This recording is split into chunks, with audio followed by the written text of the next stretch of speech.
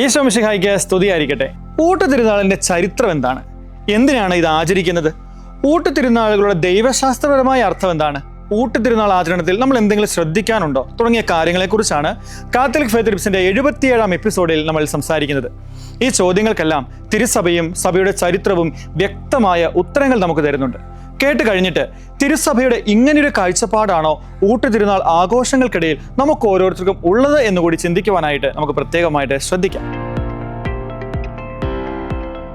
ഊട്ടുതിരുനാൾ തുടങ്ങിയതും എന്നാൽ അത് വളരെ ആഘോഷമായി നടത്തിയിരുന്നതും വിശുദ്ധ യൗസേപ്പ് പിതാവിന്റെ മരണത്തിരുനാളായ മാർച്ച് 19-നോടനുബന്ധിച്ചാണ് എന്നതാണ് നമ്മൾ മനസ്സിലാക്കിയിരിക്കുന്നത്. എന്നാൽ സ്നേഹവിരുന്ന് എന്നർത്ഥമുള്ള സൽക്കാരങ്ങൾ എല്ലാ ക്രൈസ്തവ സമൂഹങ്ങളിലും അഗാപ്പെ എന്ന രീതിയിൽ പണ്ട് മുതലേ നമുക്ക് കാണാൻ സാധിക്കുന്നതാണ്. സ്നേഹം, അയൽക്കാരനോടുള്ള സ്നേഹം എന്നൊക്കെയാണ് ഈ അഗാപ്പെ എന്ന വാക്കിന്റെ അർത്ഥം. യഹൂദരുടെ ഇടയിലുണ്ടായിരുന്ന സാഹോദര്യ സഖ്യം എന്ന ആശയം അനുകരിച്ച് ആരംഭിച്ചതാണ് സ്നേഹവിരുന്ന് അഥവാ അഗാപ്പെ നടത്തുന്ന നമ്മുടെ ഈ പതിവ്. ഇതിന്റെ ഉദ്ദേശം പ്രധാനമായും രണ്ടായിരുന്നു. ഒന്ന്, വിശ്വാസ സമൂഹത്തിന്റെ ഐക്യം. രണ്ട്, ദരിദ്രരുടെ സംരക്ഷണം.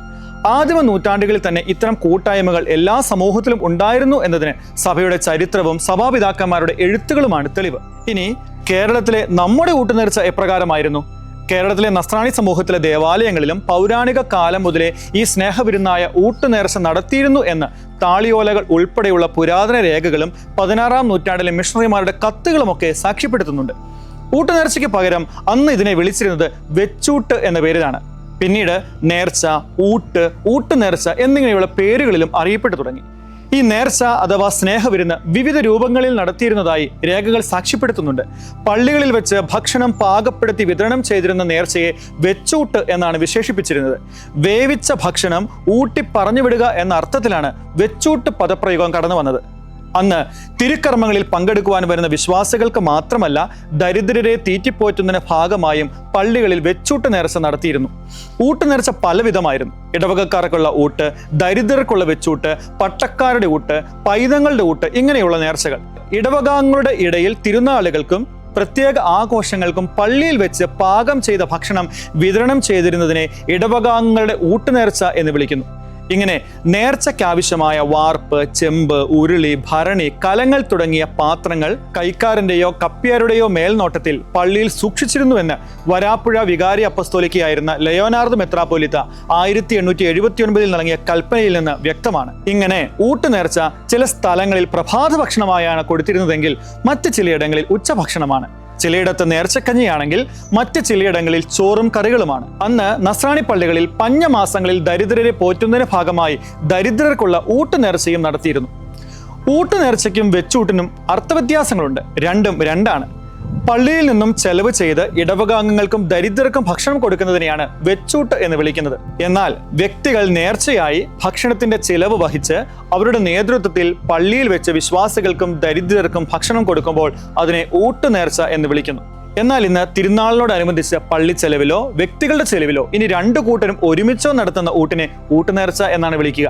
വെച്ചൂട്ട് എന്ന് ഇന്ന് പൊതുവെ പറയാറില്ല എന്ന് മാത്രം. ഈ നേർച്ച ഉൾപ്പെടെ ഏത് നേർച്ചയായാലും അത് കൊടുക്കുന്നത് ഒരു വ്യക്തിയോ കുടുംബമോ ആണെങ്കിൽ അവർ നോമ്പെടുത്ത് കുംഭസാരം നടത്തി വിശുദ്ധ കുർബാനയിൽ പങ്കെടുത്ത് വളരെ ആത്മീയമായി ഒരുങ്ങി ചെയ്യേണ്ട ഒരു കർമ്മമായിട്ടാണ് പൂർവ്വകാലം മുതലേ ഇതിനെ മനസ്സിലാക്കിയിരിക്കുന്നത്. ഇങ്ങനെ പാരമ്പര്യത്തിലൂടെ കടന്നു വന്ന ഈ ആചാരാനുഷ്ഠാനങ്ങൾക്ക് കാലവ്യത്യാസത്തിൽ പല മാറ്റങ്ങളും സംഭവിച്ചിട്ടുണ്ട്. മാതാവിൻ്റെയും യൗസേപ്പ് പിതാവിൻ്റെയും ഇതര വിശുദ്ധരുടെയും തിരുനാളുകളോടനുബന്ധിച്ചും ഇടവകയിലെ വിവിധ ആഘോഷങ്ങളോടനുബന്ധിച്ചും നടത്തുന്ന ഊട്ടുനേർച്ചയും സ്നേഹവിരുന്നുമെല്ലാം അതിപുരാതന കാലം മുതലേ നസ്രാണികൾ ആചരിച്ചു വന്ന അനുഷ്ഠാനത്തിന്റെ ആധുനിക രൂപങ്ങൾ മാത്രമാണ്. ഇത്തരം അനുഷ്ഠാനങ്ങളെ അവഗണിക്കാതെ അതിൻ്റെ ചൈതന്യം നഷ്ടപ്പെടുത്താതെ തുടരുന്നത് ഇടവകയുടെ കൂട്ടായ്മ വളർത്തുന്നതിനും വ്യക്തികൾ ആത്മീയമായി വളരുന്നതിനും വളരെ നല്ലതുമാണ്. ഇനി യൗസേപ്പ് പിതാവിന്റെ തിരുനാൾ ഊട്ടുനേർച്ചയെക്കുറിച്ച് സംസാരിക്കുമ്പോൾ, നോയമ്പ് കാലത്താണ് യൗസേപ്പ് പിതാവിന്റെ മരണത്തിരുനാൾ നടക്കുക എന്നതിനാൽ ആരാധന വിധികളുമായി ബന്ധപ്പെട്ടല്ലാതെ മറ്റാഘോഷങ്ങളൊന്നും അന്ന് തിരുസഭ അനുവദിക്കുന്നില്ല. നമുക്കെല്ലാവർക്കും അറിയാവുന്നതുപോലെ യൗസേപ്പ് പിതാവ് നല്ല മരണത്തിന് മധ്യസ്ഥനാണല്ലോ. നല്ല മരണം കിട്ടണമെങ്കിൽ കുംഭസാരിച്ച് പരിശുദ്ധ കുർബാന സ്വീകരിച്ചാൽ മാത്രം പോരാ, പാവങ്ങളെ സഹായിക്കുകയും വേണം. തിരുവചനത്തിൽ നമ്മൾ വായിക്കുന്നില്ലേ, ബലിയർപ്പണവും ദാനധർമ്മവും പാപത്തിന് പരിഹാരമാണെന്ന്. വിശക്കുന്നവന് ഒരു നേരത്തെ ആഹാരം നൽകുന്നത് വലിയ പുണ്യമായിട്ടാണ് മനസ്സിലാക്കപ്പെടുന്നത്. അതുവഴി അവരോടുള്ള കരുണയും ദയയും നമ്മൾ കാണിക്കുകയാണ്. ഇപ്രകാരം പ്രവർത്തിക്കുന്നത് വഴി ഒരു വ്യക്തി നന്മ മരണത്തിന് യോഗ്യനായി കൂടി തീരുന്നു.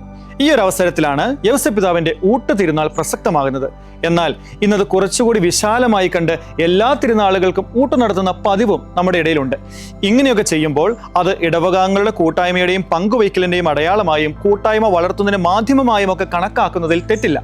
എന്നാൽ മത്സര ബുദ്ധിയോടുകൂടി ഊട്ട് തിരുനാൾ നടത്തി അത് ആഘോഷത്തിന്റെയും ധനസമ്പാദനത്തിന്റെയും മാർഗമാക്കുമ്പോൾ അതിന്റെ ചൈതന്യം ഉറപ്പായും നഷ്ടപ്പെട്ടു പോകും. മറിച്ച് കൂട്ടായ്മയുടെയും പങ്കുവയ്ക്കലിന്റെയും അടയാളമായി കണ്ട് ഇടവക അംഗങ്ങൾ ഒരുമിച്ച് പാവപ്പെട്ടവർക്ക് അന്നം കൊടുക്കുമ്പോൾ അത് സ്വീകാര്യമായ ഊട്ടുതിരുനാളായി തീരും. അതുകൊണ്ട് പണസമ്പാദനത്തിന്റെയോ പേരിനും പെരുമയ്ക്കും വേണ്ടിയോ ആൾക്കൂട്ടത്തിനു വേണ്ടിയോ നടത്തുമ്പോൾ അത് ഉചിതമോ സ്വീകാര്യമോ അല്ല. ഇതാണ് സഭ പഠിപ്പിക്കുന്നത്.